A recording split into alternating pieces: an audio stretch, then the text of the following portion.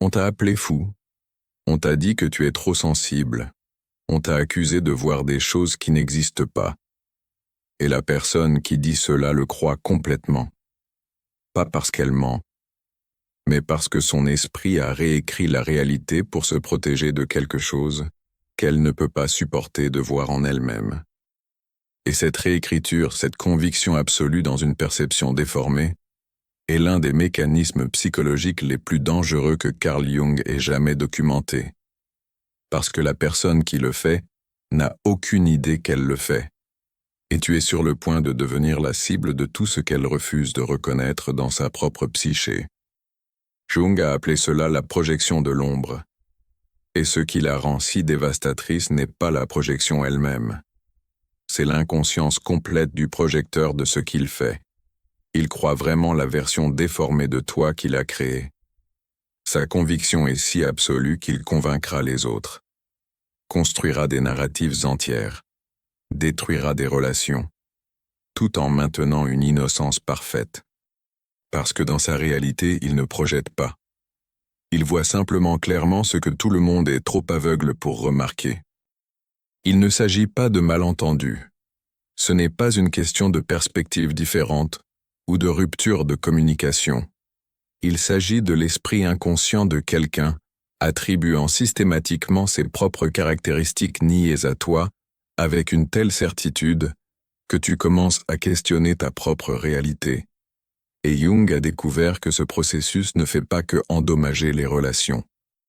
Il peut détruire ton sens de soi si tu ne reconnais pas ce qui se passe réellement. Jung a passé des décennies à documenter comment la psyché humaine se protège d'une connaissance de soi insupportable, comment nous exilons des parties de nous-mêmes dans ce qu'il appelait l'ombre, tout ce que nous ne pouvons pas accepter de notre propre nature, notre capacité pour la cruauté, pour la manipulation, pour l'égoïsme, pour les qualités mêmes que nous méprisons le plus chez les autres. Ces aspects ne disparaissent pas quand nous les rejetons. Ils s'accumulent dans l'inconscient, et la psyché, incapable de tolérer leur présence dans le soi, les projette vers l'extérieur sur les autres. C'est la projection de l'ombre à son niveau le plus basique. Tu vois chez les autres ce que tu ne peux pas voir en toi-même. Mais Jung a observé quelque chose de bien plus dangereux que la simple projection. Il a documenté des cas où la projection devenait si complète, si inconsciente, si défendue, que toute la réalité du projecteur se déformait autour de son besoin de ne pas voir sa propre ombre. Il ne faisait pas que mal percevoir une personne. Il reconstruisait systématiquement tout son monde social pour soutenir ses projections. Et voici ce qui rend ce mécanisme si insidieux. Plus le besoin de quelqu'un d'éviter son ombre est fort, plus il devient convaincu de ses projections. C'est une relation inverse. Plus le contenu de l'ombre est inconscient, plus la projection est certaine. La personne qui projette sa cruauté sur toi sera absolument convaincue de ta cruauté. La personne qui projette sa manipulation verra chacune de tes actions comme preuve de manipulation, et aucune preuve du contraire n'ébranlera sa conviction. Parce que la projection n'est pas à propos de toi, c'est pour les protéger d'une connaissance de soi insupportable. Jung a observé que tu peux reconnaître la projection de l'ombre à travers un motif spécifique. Les accusations ne correspondent pas à ton expérience interne. Quelqu'un t'attribue des pensées, des sentiments, des motivations qui n'existent nulle part dans ta conscience. Et il le fait avec une certitude complète. Pas « je pense que tu pourrais être », mais « tu es », affirmé comme fait absolu sur tes états internes, que toi seul peux réellement connaître. Cette certitude est le signal, parce que si quelqu'un te voyait réellement clairement, il aurait de l'incertitude, de la nuance, de la place pour se tromper. Mais les projecteurs d'ombre n'ont pas d'incertitude, ils ont de la conviction. Et cette conviction crée ce que Jung reconnaîtrait comme une boucle de rétroaction dangereuse. La projection déclenche ta défense. Ta défense est interprétée comme preuve de la projection. Tes tentatives de clarifier sont vues comme manipulation. Ta confusion authentique est lue comme du gaslighting. Tout ce que tu fais pour corriger leur perception devient preuve que leur perception est correcte. Tu es piégé dans leur distorsion de la réalité. Et plus tu luttes contre elles, plus tu t'enchevêtres. Jung a documenté que la projection de l'ombre ne reste pas contenue entre deux personnes. Elle se propage. Le projecteur, complètement convaincu de sa perception déformée, commence à partager ses préoccupations avec les autres. Pas malicieusement, mais par croyance authentique qu'il protège la communauté de quelqu'un de dangereux. Il te décrit de manière qui ne ressemble en rien à ton caractère réel. Et parce qu'il le croit si complètement, parce qu'il n'y a aucun doute dans sa présentation, les autres commencent à adopter sa perception. C'est là que la projection devient collective. Jung a observé comment des groupes entiers peuvent s'organiser autour des projections d'ombre d'une personne, comment des familles peuvent se retourner contre un membre basé sur des caractéristiques attribuées qui n'existent que dans l'inconscient du projecteur. Comment des lieux de travail peuvent harceler quelqu'un pour des comportements qu'il n'a jamais exhibés. Comment des communautés peuvent détruire des individus basés sur des accusations projetées qui n'ont aucune base dans la réalité externe. Le mécanisme fonctionne à travers ce que Jung comprenait comme participation mystique. Fusion psychologique inconsciente où les gens perdent des limites claires entre soi et l'autre.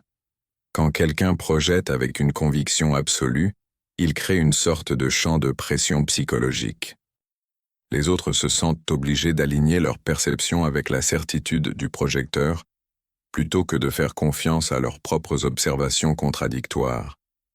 Parce que la conviction du projecteur semble plus réelle que leur propre expérience directe. Tu as probablement été témoin de cela. Quelqu'un dans une famille ou un lieu de travail devient le problème identifié. Tout le monde s'accorde à dire qu'il est difficile, manipulateur, toxique. Mais si tu regardes de près, tu ne peux pas trouver de preuves claires des comportements attribués. Ce que tu trouves à la place est un accord collectif, une perception partagée qui ressemble plus à de l'hypnose de groupe qu'à une observation objective. C'est la projection collective de l'ombre. Et la personne au centre de cela porte non seulement l'ombre d'une personne, mais le contenu d'ombre rejeté d'un groupe entier.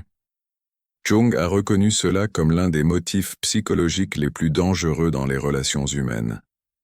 Parce que la personne sur qui on projette combat, non seulement une mauvaise perception, mais un délire collectif. Chaque tentative de se défendre est interprétée à travers le filtre de projection. Chaque clarification devient preuve de la manipulation même dont elle est accusée. Elle est isolée, gaslightée, systématiquement exclue. Et le groupe maintient une innocence parfaite parce qu'il croit vraiment répondre à une menace réelle, plutôt que participer dans une projection inconsciente.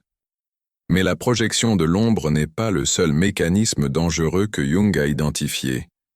Il a documenté ce qu'il appelait l'inflation.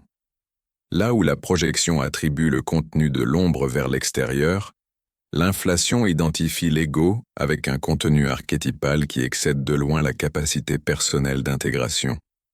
La personne enflée n'a pas juste de la confiance.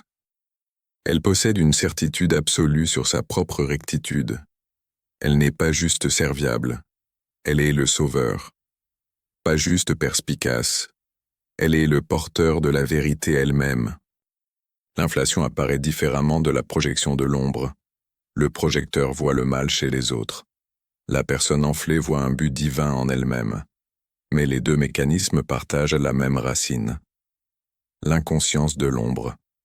La personne enflée maintient son image de soi grandiose en projetant toute sa limitation, toute son ordinarité, toute sa capacité pour le mal sur les autres. Elle n'a pas juste raison. Elle est incapable d'avoir tort, parce que le tort n'existe que chez ceux qui s'opposent à elle. Jung a observé que les individus enflés sont souvent plus dangereux que les projecteurs d'ombre, parce que l'inflation vient avec du charisme, avec une sagesse apparente, avec le genre de certitude qui donne aux gens envie de suivre.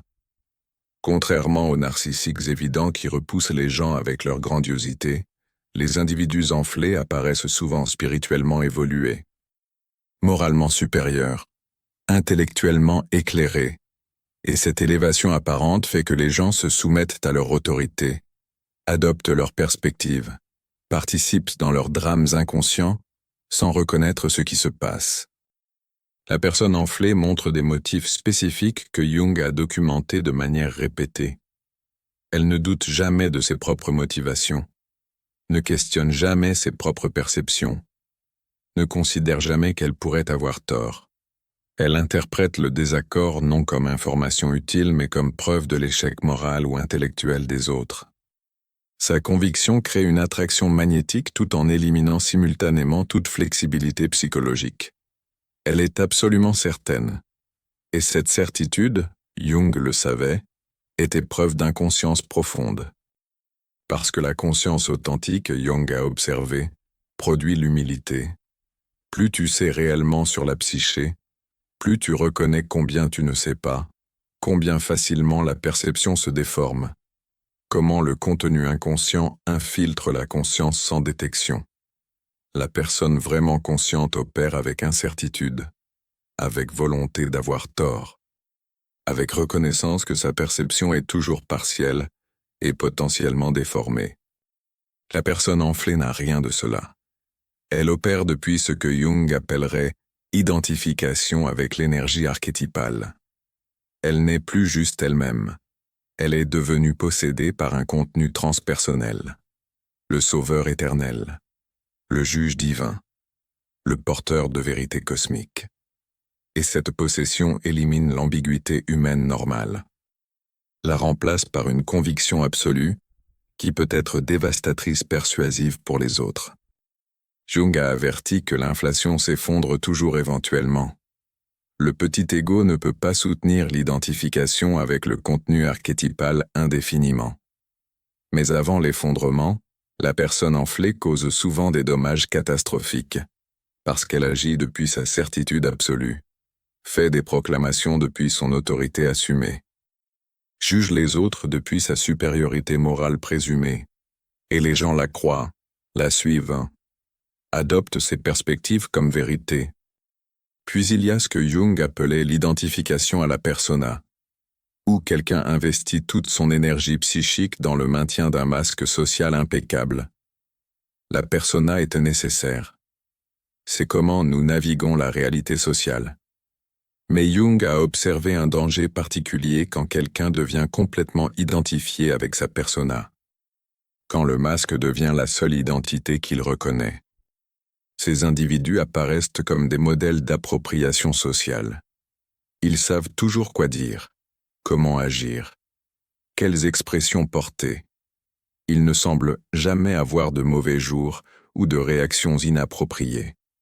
Ils se présentent comme des versions presque parfaites de ce que leur contexte social valorise. Et cette perfection cache quelque chose de terrifiant. Parce que tous les aspects qui ne correspondent pas à la persona parfaite, tout le contenu d'ombre qui contredit l'image impeccable, ne disparaît pas. Il s'accumule dans l'inconscient. Jung a documenté que les individus identifiés à la persona expérimentent souvent des éruptions soudaines de l'ombre, des épisodes explosifs où tout leur contenu réprimé émerge de manière destructrice.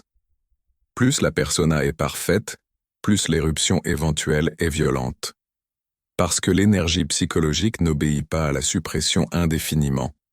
Elle accumule de la pression. Et cette pression finit par percer de manière que l'ego conscient ne peut pas contrôler. Tu peux reconnaître l'identification à la persona à travers une qualité que Jung appelait « perfection étrange ». Quelque chose semble jouer en leur présence. Malgré la correction technique dans tout ce qu'ils disent et font, il y a une qualité artificielle, un vide sous la présentation impeccable. Et ils réagissent avec une intensité disproportionnée à toute menace perçue à leur image. Parce que la persona n'est pas juste leur stratégie sociale, elle est devenue leur seule identité reconnue. Toute fissure en elle menace leur sens entier de soi. Jung a observé un autre motif dangereux qu'il a appelé possession. Pas possession dans un sens surnaturel, mais possession psychologique, où l'identité individuelle de quelqu'un disparaît et il devient un canal pour des énergies archétypales au-delà de sa capacité à intégrer. Tu reconnais cet état à travers une qualité que Jung a documentée de manière répétée. La personnalité de la personne semble disparaître, remplacée par quelque chose d'ancien et d'impersonnel. Ils peuvent devenir possédés par la victime éternelle, toujours souffrant, toujours nécessitant du sauvetage, toujours la partie innocente dans des conflits qui les suivent partout, ou possédés par le guerrier juste, combattant des batailles cosmiques contre le mal que seuls ils peuvent percevoir, ou le parent divin, traitant les autres adultes comme des enfants qui ont besoin de leur guidance et contrôle. La personne possédée expérimente une certitude extraordinaire. L'ambiguïté humaine normale disparaît, remplacée par une conviction absolue sur leur rôle, leur but, leur compréhension de la réalité. Et cette certitude, Jung le savait, était preuve d'inconscience profonde. Parce que les archétypes sont transpersonnels. Ils contiennent à la fois des potentiels créatifs et destructifs. La même énergie archétypale qui produit des saints produit des fanatiques, et la personne possédée par le contenu archétypal manifeste les deux pôles inconsciemment. Jung a documenté des cas où des individus possédés commettaient des actes complètement contraires à leurs valeurs conscientes, expérimentant plus tard une amnésie ou des rationalisations élaborées pour expliquer un comportement qu'ils ne pouvaient pas intégrer dans leur image de soi consciente, parce qu'ils n'agissaient pas depuis leur conscience individuelle. Ils agissaient depuis un contenu archétypal qui avait submergé leur ego. Et voici ce qui rend la possession si dangereuse. Les archétypes sont constellants. Ils tirent les autres dans leur orbite. Quand quelqu'un est possédé par l'archétype du sauveur, les gens autour de lui s'organisent inconsciemment en rôles qui soutiennent le drame archétypal. Certains deviennent disciples. Certains deviennent ceux qui ont besoin d'être sauvés. Certains deviennent les forces des ténèbres que le sauveur doit surmonter. Tout le monde est recruté dans une histoire transpersonnelle qu'il n'a pas consciemment choisi de participer. Jung a observé un motif de plus qui semble moins dramatique mais est également dangereux. Ce qu'il appelait la compulsion de répétition, où quelqu'un recrée inconsciemment les mêmes situations douloureuses tout en se croyant victime d'un destin cruel. Ce n'est pas un choix conscient, c'est une orchestration inconsciente. La psyché tentant de résoudre un traumatisme non intégré, en recréant ses conditions. Tu reconnais la compulsion de répétition quand quelqu'un se retrouve constamment dans des situations douloureuses, identiques avec des personnes différentes. Les détails changent, mais le motif reste remarquablement cohérent. Ils sont toujours trahis, toujours abandonnés, trouvent toujours eux-mêmes avec des narcissiques ou des manipulateurs, ou des gens qui ne les apprécient pas. Et ils sont vraiment surpris à chaque fois, comme s'ils étaient victimes du destin plutôt qu'architectes inconscients de leur expérience récurrente. Le danger n'est pas pour la personne piégée dans la répétition. Le danger est pour ceux qui sont recrutés dans leur drame psychologique. Sans le réaliser, tu peux te retrouver à jouer un rôle dans une histoire qui a commencé bien avant que tu ne rencontres cette personne. Habituellement le rôle du traître, abandonneur, persécuteur. La personne qui confirme leur croyance que le monde est cruel et les gens ne sont pas dignes de confiance. Jung a observé que les personnes dans les compulsions de répétition émettent inconsciemment des signaux qui attirent précisément ceux qui peuvent aider à recréer leurs scénarios traumatiques originaux. Ce n'est pas de la manipulation consciente, c'est de l'orchestration inconsciente. La psyché cherchant résolution à travers recréation. Mais de ton point de vue, tu es soudainement casté dans un rôle pour lequel tu n'as jamais auditionné. Attendu de suivre un script auquel tu n'as jamais accepté. Et puni pour ne pas te conformer à des attentes que tu n'avais aucun moyen de savoir existaient. Ces mécanismes, projection de l'ombre, inflation, identification à la persona, possession, compulsion de répétition, ils partagent tous quelque chose de fondamental. L'inconscience. La personne exhibant ses motifs ne sait pas qu'elle les exhibe.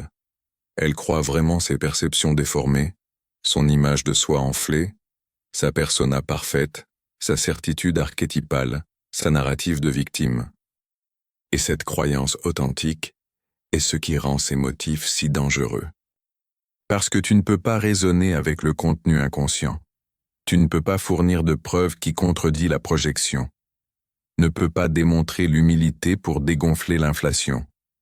Ne peut pas pénétrer l'identification à la persona avec l'authenticité.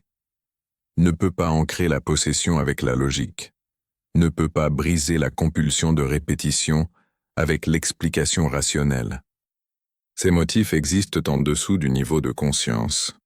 Et ils se défendent contre la conscience avec une sophistication extraordinaire.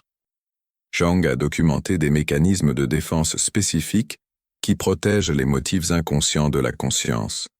Quand tu pointes une projection, le projecteur expérimente ton observation comme attaque.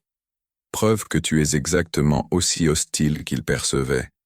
Quand tu questionnes l'inflation, la personne enflée interprète ton doute comme preuve de ta propre limitation. Ton incapacité à reconnaître la vérité quand confronté avec elle. Quand tu remarques l'artificialité de la persona de quelqu'un, il réagit avec rage à ta violation de limites.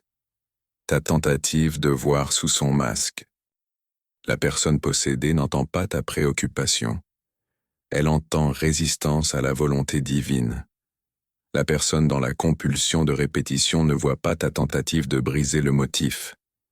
Elle voit ta trahison suivant le script qu'elle attendait inconsciemment. Chaque tentative d'apporter conscience à ces motifs déclenche les défenses mêmes qui les gardent inconscients. Tu deviens incorporé dans le motif que tu essayes d'illuminer. C'est ce qui rend ces mécanismes si totalisants. Ils créent des systèmes fermés qui interprètent tout comme confirmation d'eux-mêmes. La projection du projecteur est confirmée par ta défense. L'inflation de la personne enflée est confirmée par ton doute. Le masque de la personne identifiée à la persona est confirmé par ton inconfort avec son artificialité. La possession de la personne possédée est confirmée par ta résistance. La compulsion de répétition est confirmée par ta participation éventuelle dans le résultat douloureux familier. Tu fais face non seulement à une mauvaise perception, mais à des systèmes psychologiques auto-renforçants qui ont leur propre logique interne. Des systèmes qui semblent complètement cohérents de l'intérieur, tout en apparaissant évidemment déformés de l'extérieur. Et la personne au centre de ces systèmes n'a pas accès à la perspective extérieure. Son inconscience est complète. Sa conviction est absolue. Et ta réalité devient dommage collatéral dans son drame inconscient. Jung a reconnu que la seule réponse à ces motifs est la conscience. Pas la conscience du projecteur. C'est au-delà de ton contrôle. Ta propre conscience. Reconnaissance claire de ce qui se passe. Ce qui t'appartient et ce qui leur appartient. Quelle est ton expérience réelle versus ce qui t'est attribué? Cette conscience ne change pas l'autre personne. Mais elle te protège d'être consumé par leur processus inconscient. Quand quelqu'un projette son ombre sur toi, la conscience signifie reconnaître que leurs accusations révèlent leur contenu désavoué, pas ton caractère réel. Quand quelqu'un opère depuis l'inflation, la conscience signifie voir la grandiosité inconsciente, plutôt que d'être convaincu par leur certitude. Quand quelqu'un ne montre que la persona, la conscience signifie reconnaître la performance sans être dupé par sa perfection. Quand quelqu'un est possédé, la conscience signifie distinguer le contenu archétypal de la réalité individuelle. Quand quelqu'un te tire dans la répétition, la conscience signifie reconnaître le script avant d'être enfermé dans ton rôle assigné. Cette conscience est simple mais pas facile, parce que ces motifs sont conçus pour te tirer dans l'inconscience. La projection de l'ombre te fait douter de ta propre réalité. L'inflation te fait questionner ton propre jugement. La persona parfaite te fait sentir grossier en comparaison. La possession te fait sentir comme si tu t'opposais à quelque chose de sacré. La compulsion de répétition te fait sentir comme si tu avais vraiment fait du tort, à quelqu'un qui n'a jamais été que victime. L'attraction vers l'inconscience est forte. Et maintenir la conscience face à la conviction inconsciente absolue de quelqu'un d'autre nécessite un effort constant.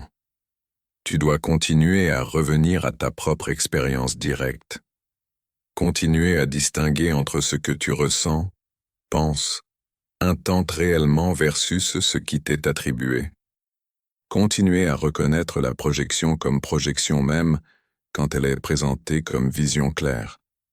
Continuer à voir l'inflation comme compensation pour l'ombre même quand elle apparaît comme sagesse authentique. Continuer à remarquer la persona comme masque même quand elle semble comme perfection authentique. Jung a observé que ce genre de conscience est rare. La plupart des gens confrontés à la certitude inconsciente de quelqu'un d'autre commencent à adopter la perception de cette personne. Pas parce que la perception est exacte, mais parce que la conviction inconsciente crée une pression psychologique difficile à résister.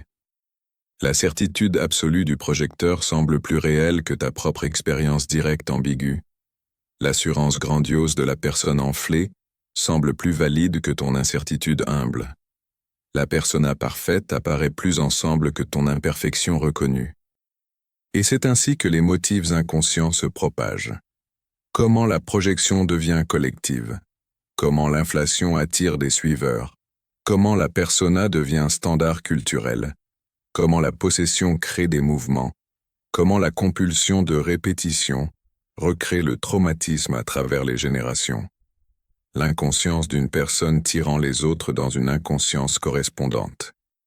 Créant des champs de délusion partagés qui semblent plus réels que la conscience individuelle. Mais Jung a aussi documenté que la conscience brise ses motifs, pas en les combattant, pas en essayant de convaincre la personne inconsciente de son inconscience, mais en refusant de participer dans le drame inconscient, en maintenant des limites claires entre ce qui est à toi et ce qui est à eux, en reconnaissant la projection sans la prendre personnellement, en voyant l'inflation sans être séduit par elle, en remarquant la persona sans exiger l'authenticité, en identifiant la possession sans essayer de l'ancrer, en reconnaissant la répétition sans jouer le rôle assigné. Ce refus n'est pas hostile. Il n'est pas défensif. Il est simplement conscient. Tu vois ce qui se passe sans devenir ce qu'ils ont besoin que tu sois. Tu reconnais leur projection sans devenir le réceptacle pour leur ombre. Tu remarques leur inflation sans devenir l'inférieur dont ils ont besoin pour maintenir leur grandiosité. Tu observes leur persona sans devenir le désordre authentique qui rend leur perfection nécessaire. Tu identifies leur possession sans devenir le mal que leur archétype nécessite. Tu reconnais leurs motifs sans devenir le traître que leur script exige. Et cette conscience, Jung a observé, te protège. Pas d'être ciblé. Tu seras toujours projeté sur, jugé par l'enflé, rendu inconfortable par le parfait, opposé par le possédé, casté comme vilain dans la répétition de quelqu'un. Mais tu ne seras pas consumé par cela, n'internaliseras pas, ne commenceras pas à croire leur version de toi, ne te perdras pas dans leur drame inconscient. Jung a passé sa carrière à cartographier ces territoires, pas pour créer la peur mais pour créer la possibilité de conscience. Parce que les motifs inconscients n'ont du pouvoir que dans l'obscurité. Au moment où tu reconnais la projection de l'ombre comme projection, elle perd sa capacité de te faire douter de ta réalité. Au moment où tu identifies l'inflation comme compensation, elle perd son pouvoir de te séduire. Au moment où tu vois la persona comme performance, elle perd sa capacité de te faire sentir inadéquat. Au moment où tu reconnais la possession comme archétypale, elle perd sa revendication d'autorité sacrée. Au moment où tu identifies la répétition comme motif, elle perd sa capacité de te recruter dans le traumatisme familier. Cette reconnaissance est ce que Jung voulait dire par individuation. Devenir conscient du contenu inconscient. Pas juste le tien, mais le contenu inconscient opérant dans tes relations, tes communautés, ta culture. apprendre à distinguer entre ce qui se passe réellement et ce que les motifs inconscients font apparaître se passer, entre expérience directe et projection. Entre insight authentique et inflation, entre soi authentique et persona performé, entre réalité individuelle et possession archétypale, entre situation présente et motifs répétés. L'individuation en relation signifie maintenir ta conscience tout en étant entouré de l'inconscience des autres. Voir clairement pendant que les autres voient à travers des lentilles déformées. Connaître ta propre réalité tout en étant dit des versions complètement différentes de cette réalité. Faire confiance à ton expérience directe tout en étant pressé d'adopter des perceptions contradictoires. Ce n'est pas facile, mais Jung a documenté que c'est possible et nécessaire. Parce que l'alternative est d'être consumé. Perdre toi-même dans les projections des autres. Croire leur version de toi plus que ta propre expérience. Adopter leur certitude sur ton ambiguïté. Performer leur rôle attendu plutôt que vivre ta réalité authentique. Être tiré dans des drames archétypaux qui n'ont rien à voir avec ta vie individuelle. Recréer leurs motifs de traumatisme parce que tu n'as pas reconnu le script avant d'être enfermé dedans. Jung a observé que les personnes qui maintiennent la conscience face aux motifs inconscients des autres développent une qualité particulière. Elles deviennent moins réactives, moins défensives, moins consumées par les perceptions des autres d'elles. Pas parce qu'elles ne se soucient pas, mais parce qu'elles ont développé un sens clair de ce qui leur appartient et ce qui ne leur appartient pas.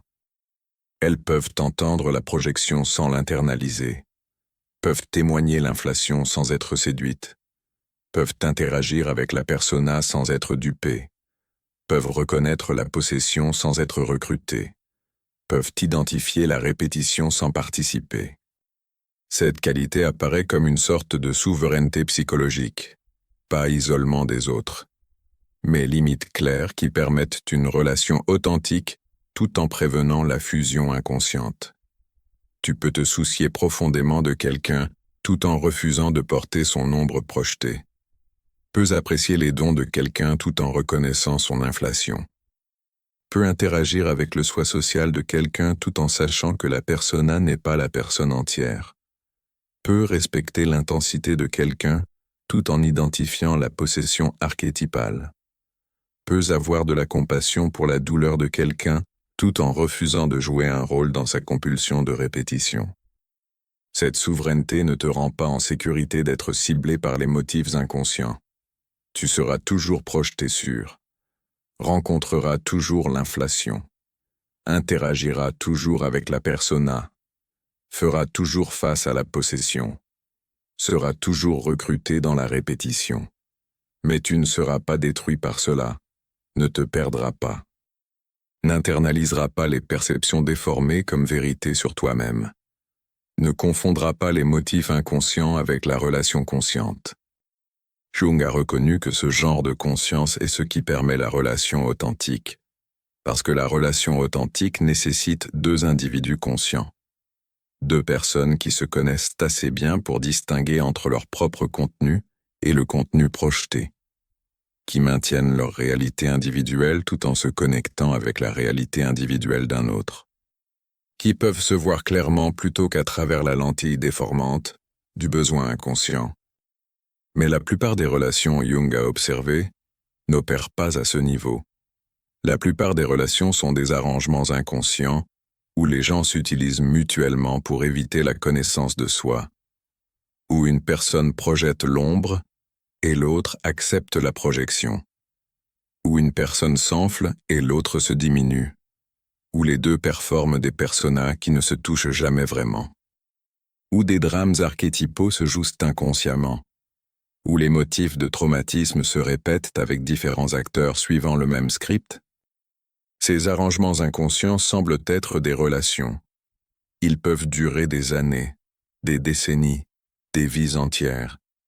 Mais ils ne sont pas réellement des relations entre deux individus. Ils sont des danses chorégraphiées entre motifs inconscients. Projection de l'ombre nécessitant quelqu'un pour porter l'ombre. Inflation nécessitant quelqu'un pour rester dégonflé. Persona nécessitant un public. Possession nécessitant des croyants. Répétition nécessitant des rôles familiers à remplir. Et quand tu deviens conscient au milieu d'un arrangement inconscient, l'arrangement s'effondre. Parce que la conscience perturbe la chorégraphie inconsciente. Quand tu arrêtes d'accepter l'ombre projetée, le projecteur perd son réceptacle. Quand tu arrêtes d'être impressionné par l'inflation, la personne enflée perd sa confirmation. Quand tu arrêtes d'être public pour la persona, le performeur perd sa validation. Quand tu arrêtes de croire la possession, le possédé perd son pouvoir. Quand tu arrêtes de jouer le script, la répétition perd son résultat familier. Cette perturbation semble à la personne inconsciente comme si tu avais changé. Comme si tu étais devenu froid ou distant ou difficile. Ils n'ont pas tort. Tu as changé. Tu es devenu conscient.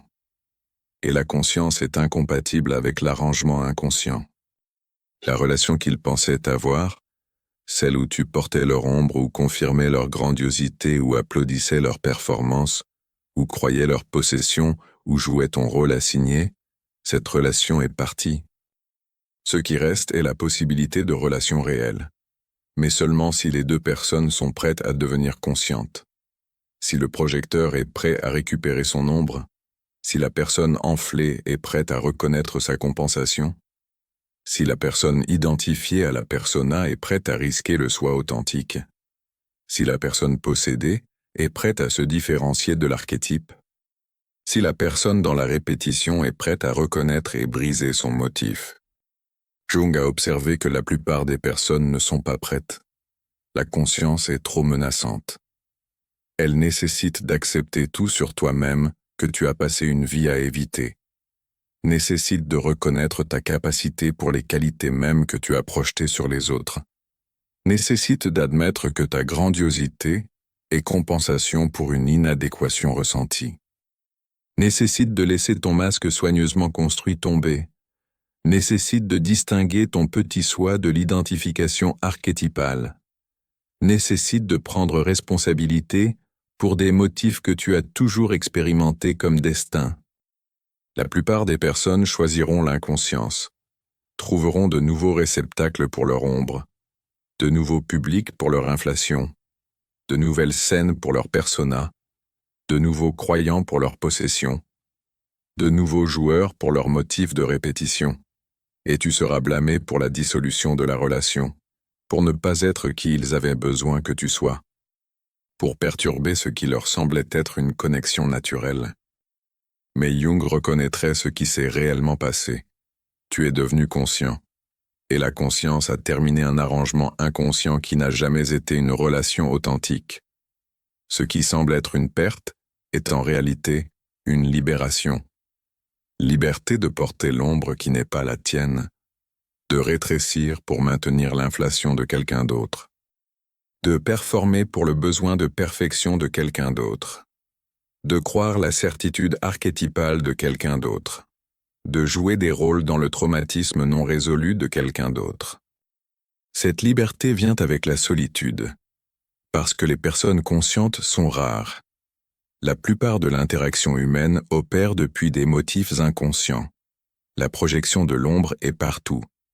L'inflation est commune. La persona est attendue. La possession est souvent confondue avec le charisme ou l'évolution spirituelle. La compulsion de répétition est si normale qu'elle est considérée juste comme comment la vie est. Et la conscience te rend incapable de participer inconsciemment dans rien de cela. Mais Jung a aussi documenté que la conscience crée la possibilité de quelque chose de plus précieux que l'arrangement inconscient. Rencontre authentique entre deux individus conscients. Deux personnes qui se connaissent assez bien pour ne pas avoir besoin de l'autre pour porter leur ombre. Qui sont assez humbles pour ne pas avoir besoin de confirmation de grandiosité. Qui sont assez authentiques pour ne pas avoir besoin de se cacher derrière des masques parfaits. Qui sont assez différenciés pour ne pas confondre l'énergie archétypale avec l'identité personnelle. Qui sont assez conscientes pour ne pas avoir besoin de répéter des motifs de traumatisme. Ce genre de relation est rare. mais elle est réelle. Et c'est ce qui devient possible quand tu refuses de participer dans les motifs inconscients. Quand tu maintiens ta conscience malgré la pression d'adopter les projections des autres. Quand tu fais confiance à ton expérience directe sur la certitude des autres, sur tes états internes. Quand tu reconnais les motifs opérant au-delà de la conscience individuelle. Quand tu distingues ce qui est à toi de ce qui t'est attribué.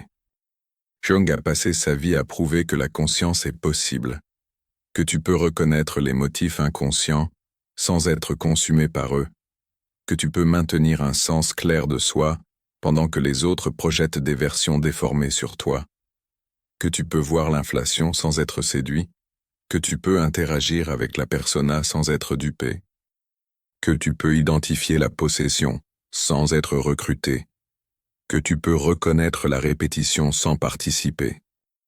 Cette conscience ne te rend pas en sécurité des motifs inconscients, mais elle te rend libre d'être défini par eux, libre de te connaître indépendamment des projections des autres, libre de rester ancré malgré la certitude grandiose des autres, libre d'être authentique malgré la pression de performer, libre de distinguer l'archétypal du personnel. Libre de briser les motifs plutôt que de les répéter.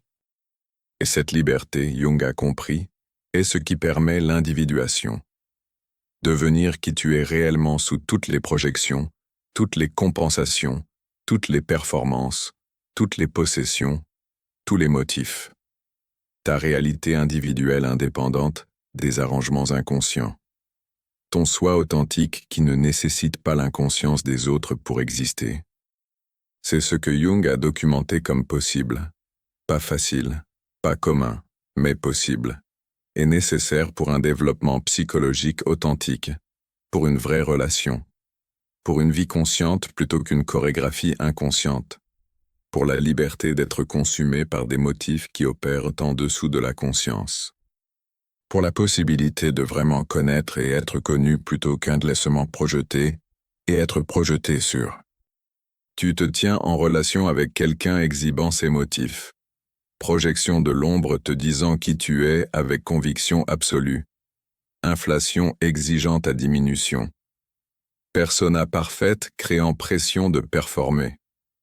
Possession archétypale te recrutant dans le drame transpersonnel. Compulsion de répétition t'assignant un rôle dans la douleur familière. Et tu sens l'attraction vers l'inconscience. Vers accepter leur version de la réalité, vers croire leur certitude, vers participer dans des motifs que tu n'as pas créés. Le message de Jung est simple. Reste conscient. Sache ce qui est à toi et ce qui est à eux. Fais confiance à ton expérience directe sur leurs projections. Vois l'inflation pour ce qu'elle est. Reconnais la persona comme performance. Identifie la possession comme archétypale. Remarque la répétition comme motif, pas pour les réparer, pas pour les rendre conscients, mais pour t'empêcher d'être consumé par leur inconscience. Cette conscience est ta protection, ta liberté, ton chemin vers l'individuation, et ton seul espoir réel pour une relation authentique, parce que les arrangements inconscients s'effondrent toujours éventuellement, mais la conscience peut soutenir, peut croître, peut créer quelque chose de réel. Les motifs que Jung a documentés ne vont nulle part. La projection de l'ombre continuera. L'inflation persistera. La persona restera nécessaire. La possession continuera d'arriver. La répétition continuera de se répéter. Ce sont des mécanismes fondamentaux de la psyché humaine opérant en dessous de la conscience. Tu ne peux pas les éliminer, ne peux pas les réparer chez les autres. Ne peux pas rendre le monde inconscient conscient par ton propre effort. Mais tu peux devenir conscient toi-même. Peux reconnaître ces motifs quand tu les rencontres. Peux distinguer entre ce qui se passe réellement et ce que les mécanismes inconscients font apparaître se passer. Peux maintenir ta propre réalité malgré la conviction absolue des autres dans leur perception déformée. Peux refuser d'être consumé par des motifs que tu n'as pas créés. Et cette conscience, Jung a prouvé, est suffisante. Pas pour changer le monde, mais pour rester toi-même dedans, pour vivre depuis la réalité individuelle plutôt que depuis l'identité projetée, pour maintenir l'authenticité malgré la pression de performer, pour rester ancré malgré la certitude grandiose des autres, pour résister à la possession en restant différencié, pour briser les motifs en refusant de jouer les rôles assignés. C'est ce que Jung a passé sa vie à documenter. La possibilité de conscience dans un monde inconscient. La capacité de voir clairement malgré la distorsion environnante. L'habilité de te connaître indépendamment des projections des autres. La liberté d'être qui tu es sous tous les motifs opérant au-delà de la conscience. On t'a appelé fou pour ne pas accepter leurs projections. On t'a dit que tu es trop sensible pour remarquer leur inflation. On t'a accusé d'être froid pour ne pas applaudir leur persona. On t'a condamné pour résister à leur possession. On t'a blâmé pour ne pas remplir ton rôle dans leur répétition. Et Jung te dirait quelque chose de simple. Tu n'es pas fou, tu es conscient. Et la conscience, dans un monde inconscient, ressemble toujours à la folie pour ceux encore endormis. Mais c'est le seul chemin vers la liberté, la seule façon de rester toi-même, la seule possibilité pour une relation authentique, le seul espoir pour l'individuation. Reste conscient, c'est tout, reste conscient. Si quelque chose dans ce message a résonné en toi, prends un moment pour respirer et laisser la conscience poursuivre naturellement son mouvement vers l'intérieur. Jung disait que ce qui devient conscient cesse de nous gouverner en silence. C'est pourquoi tu peux partager cette réflexion avec ceux qui cherchent encore sans savoir ce qu'ils cherchent. Abonne-toi pour ne pas perdre le fil lorsque viendra la prochaine plongée dans l'ombre. Laisse ton like. Il aide ces mots à atteindre ceux qui en ont besoin bien avant de comprendre pourquoi. Et si quelque chose s'est éveillé en toi, écris-le plus bas. Chaque commentaire devient une étincelle. Un esprit qui se souvient en aidant un autre à se souvenir. Nous continuerons d'avancer ensemble, au-delà de l'ombre.